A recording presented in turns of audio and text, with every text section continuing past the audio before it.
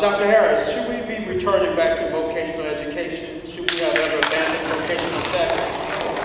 Yeah, frankly, I believe not vocational education. I don't think everybody has to go to college. I don't have to go. There are a lot of professions. I lived in New York, and the electrician there made more than I made when I was in New York. The man that did my air conditioning, whatever. There are a lot of things that our kids can do, and that training could start at an early age, but somehow we switched over. I want to relate back to something else we talked about, because we have to do something different for our kids. And for some kids, those vocational education, we allow them to become dumping grounds. Some of them, that's motivational to a child.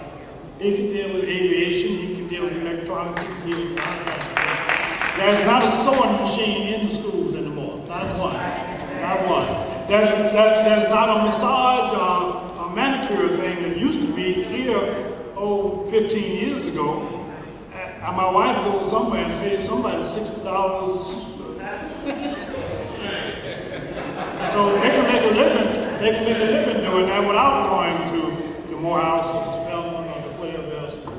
And I want to make a comment about that too as well. One of the things I think Senator Ford talked about was civic responsibility. When we first started talking about the high school transformation and Dr. Hall, although on some areas I commend the opportunity for those to be prepared for college who want to go to college, I again have gone to the board several times to talk about vocational education as it relates to our children. When we look at the data with less than 35% of our children are graduating college, that talks about our poverty level. We've talked about that ability to use our dollars and our cents in order to help build our communities. And I think what we have not done, and again, I have to go back to us as the community, as parents, we have not taken our civic responsibility and held those people accountable from the leadership, from our elected officials to be able to create policy. When Dr. Hall started talking about this high school transformation, we should have been asking those type of questions, looking at our data. Of course, we want to live in a utopia, but we do not live in a utopia. And when we do, then we can say that every child will go to college and graduate from a four-year college.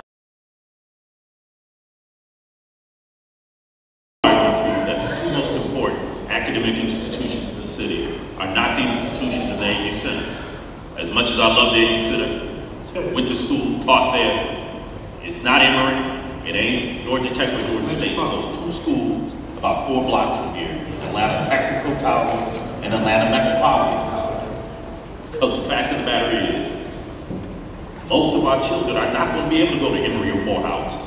If they can, they ought to go. But the reality is, we have a public school system and the condition is in today. We need to make sure those two schools have all the resources that they can get. That's why in 2007, there was a $14 million project in the budget for a health science building at Atlanta Technical College. It was rated number 5. Guess what Senator Perdue did?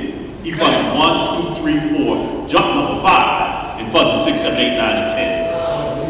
The money didn't get put back in the House side. It came over to the Senate side. They said, Senator Ford, leave it alone until next year. I said, no.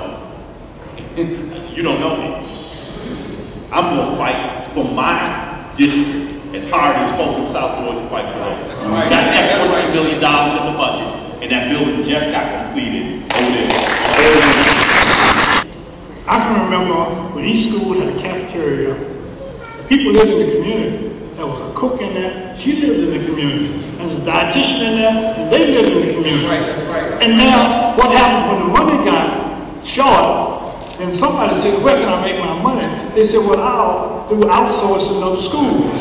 In fact, the school board member raised Cain because they wanted to outsource the thing, and now all those people are gone. They have a central kitchen, and they come. I can remember when the custodian lived in the community, right here. But they outsourced that. So the custodians are gone now. So jobs are going out of our community. We talk about Metropolitan College. I can remember when they had 2 colleges out there at Metropolitan. One was a black place where they went in and did something, and then they had a separate building over there with aviation. It was all white when I got there. All white. Because Delta was hiring those people at $40,000, $30,000, $60,000 when they finished there. Now one black. And I can remember going over to our high school, and and told the students over at our aviation high school that we were going to provide scholarships for 5 of you. We were giving you a scholarship to go out there and go into the aviation thing. What can we do, or what is being done to support mothers whose husbands, fathers of young children are not there? The lack of fathers in the home is a major contributor to the deterioration of our educational system. Single-parent households, is it more challenging to educate a child out of a single-parent household than it would be if both parents were there? It's not only more challenging, since we are hovering around a 70% single female-headed household rate in the Black community. That's the new normal, which is unfortunate. So again, we have to have a new paradigm. And what I would suggest to single mothers, first of all, as it has been said, it can't be stressed enough, the single thing that determines student success more than anything else is parental involvement. Read to your children. Read to your children.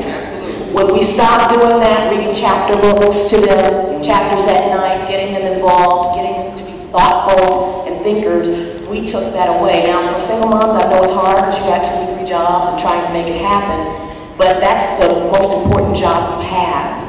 We have far too many that are left to the streets, that are raised by the streets, and then left to the system. So if we don't want that to be the next generation, then we have to turn the educational piece around at home first. What role does a Black church and Black colleges? We always boast that Atlanta has, in Atlanta University Center, the largest concentration of Black academia anywhere in the world. But are they doing anything in support of community? What role does a Black church and the Black college have in helping to make improvements in education in the lives of Black children? Dr. Fort, you've been a teacher over at Atlanta University. Is there a role for the Atlanta University Center, the schools and church? Yes, sir. Yes. One, the separation between town and gown. How many have heard that before? Separation between colleges and the community have been pervasive, not only here in Atlanta, but in many communities around the country. That has, in Dr. Walker, you can comment on this since you taught at Native Center as well. That has been decreasing. Right. More and more colleges understand, the Atlanta University Center colleges understand that they have to be a part of the community and not apart from the community. And that's why several programs, I know at Morehouse in particular, where students mentor and are involved in the community are important. Is it enough? No. I think community service is critical, and maybe there needs to be a reorientation of community service programs at the colleges so that the students are required not only to do community service, but must do community service where? In the schools nearby. But do colleges have a role to play? Yeah. One of the things that I'm glad to see, I know at Morehouse, is that there was, when I was there in the 90s and early 2000s, increasing number of young students at Morehouse going into public school teaching. And I see my students on a regular basis who have chosen not because they couldn't do anything else, but chose to go to public schools. Absolutely critical. Stafford, you got a 13-year-old junior over at Morehouse. How can the colleges be more involved? Not just Morehouse. Morris Brown, my alma mater, Clark County University, where I went to graduate school. What else can they do? Well, it's funny because I have the privilege of being able to talk to deans and at Morehouse. And one thing I have to say that yes, there are things that Black colleges can do in the communities, but I'm gonna tell you, after sitting on some of those alumni meetings, our people are not supporting those institutions themselves. I mean, really. The truth of the matter is,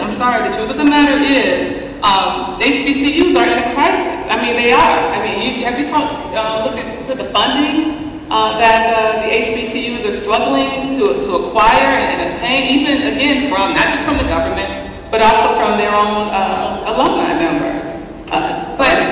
Yeah, I mean, can they do more? Yes, they probably could. But at the same time, I think we need to support them too. And can you talk about the church? Sister Shawnna. We talked about, I'm out of Parkland, New York, so we find a way to make a way. Can we find a way to help the children of the community? I can tell you as somebody who's there, I currently have about 400 of them staring at me every day. So they are heavily involved in community service. I can tell you for a fact. They are, as freshmen, we bring them in the door, making them mentor immediately and serve in the community. And we do, something that was mentioned, specifically try to get them in schools right around the AUC, because those children, you would be amazed at the number of kids in the neighborhood that will walk up to those college kids and say, will you be my mentor? I want to be just like you. So they know that they're being watched. They know that they are among the blessed to be there in college, especially today when nobody has money.